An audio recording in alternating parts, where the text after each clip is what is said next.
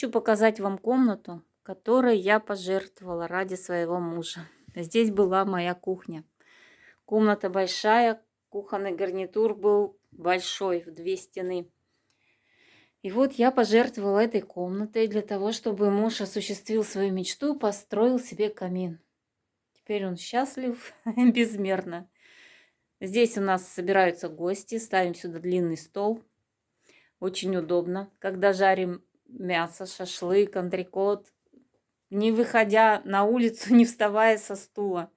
Вообще очень удобно. Как мой муж говорит, нечего жопу морозить. Вот сделали здесь, тут такие балки. Ну вот как под старину, как будто старые такие балки. Все придумывали вместе, весь дизайн.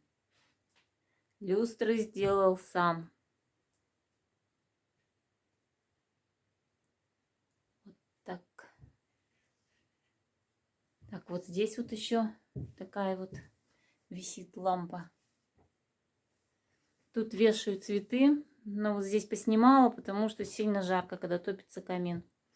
По вечерам зажигает, лежит на диване со своей любимой собакой.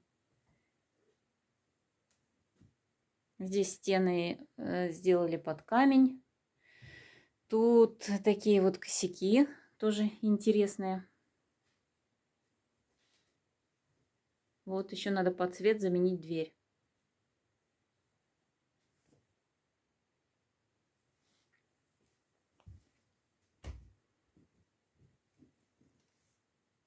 Вот такая комната.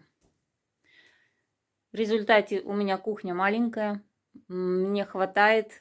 Кухонный гарнитур очень удобный. Получается, комната маленькая, места много.